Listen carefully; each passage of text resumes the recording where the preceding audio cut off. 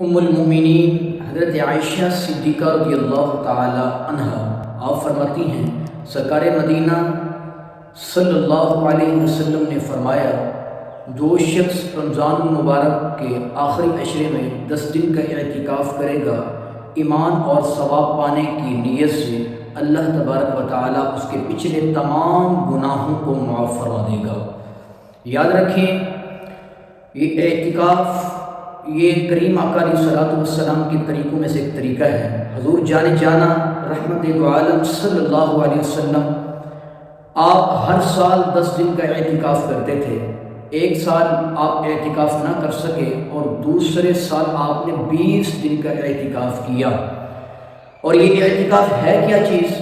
جو شخص ہر چیز چھوڑ کر، ہر کام کاج چھوڑ کر محض رب کے گھر میں آ جاتا ہے اور وہاں پہ آ کے عبادت کرتا ہے، گناہوں سے بچا رہتا ہے اور خالصۃ لوجہ اللہ قرآن پڑھتا ہے، عبادات کرتا ہے، دعائیں مانگتا ہے، اللہ تبارک و تعالیٰ اس کے ہر دعاؤں کو قبول فرما دیتا ہے۔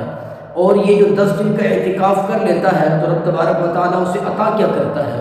اللہ تبارک و تعالیٰ 10 دن اعتکاف کرنے والے کو 2 حج اور 2 عمروں کا ثواب عطا فرما دیتا ہے۔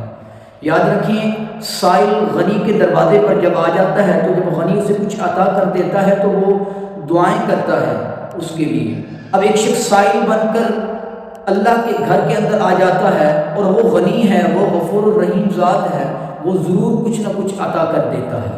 آج لوگ کہتے ہیں کہ ہمارے پاس وقت نہیں ہے، ہمارے پاس اتنا وقت نہیں ہے کہ ہم مسجدوں کے اندر آ کر اعتکاف کریں۔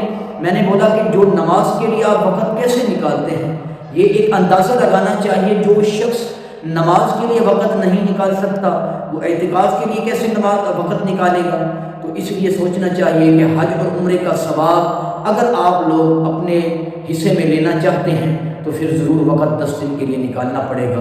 ہم دنیا سے کٹ جاتے ہیں، محض رب کی عبادت میں مشغول ہو جاتے ہیں، گناہوں سے بچ جاتے ہیں۔